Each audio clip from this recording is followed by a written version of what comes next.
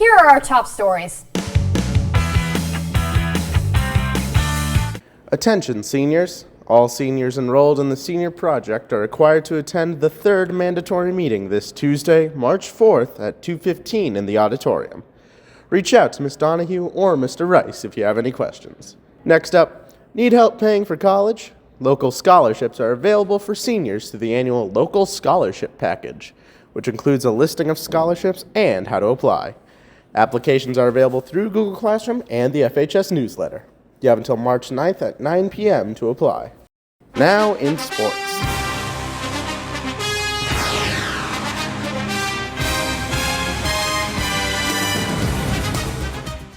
Hockomock All-Stars have recently been announced. Congratulations to all of the students selected. Go Panthers! And spring sports registration is happening now.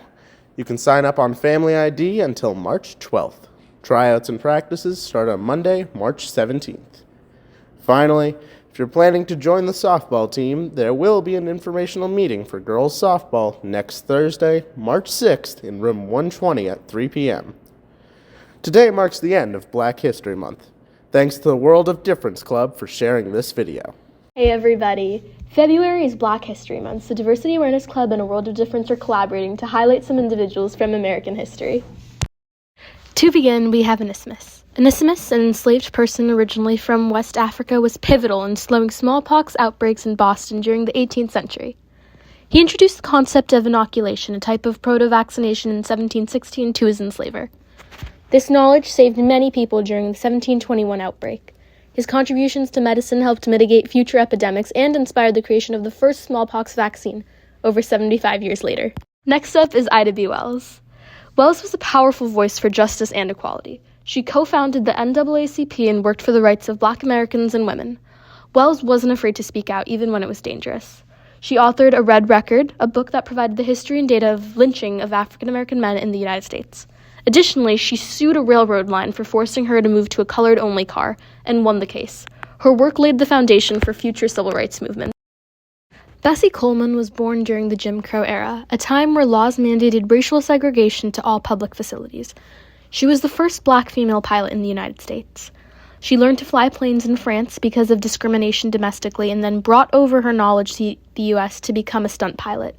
She then raised money to start a school to train Black aviators. Coleman was one of the earliest known Black women to have an international flight license. Here we have Frederick McKinley Jones. He had patented over 60 inventions, with 40 being in the refrigeration industry. He created the Thermo King air conditioning unit. Frederick Jones changed everything from boats, race cars, to the movie industry with his work in the science field. Claudette Colvin, growing up a Black girl in Alabama, was no stranger to discrimination. At the age of 15, she was arrested in Montgomery for refusing to give up her seat to a white woman on a crowded, segregated bus. She cited that it was her constitutional right to sit where she was.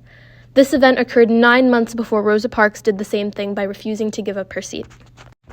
Shirley Anita Chisholm was the first Black woman to be elected to the United States Congress, representing New York's 12th Congressional District for 7 terms between 1969 and 1983.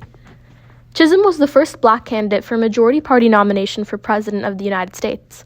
While in Congress, she led the expansion of food and nutrition programs for the poor and rose to party leadership.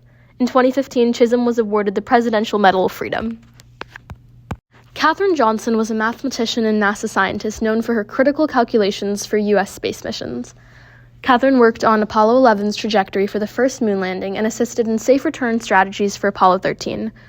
Johnson graduated from college at 18 years old and was among the first Black students at West Virginia University's graduate program.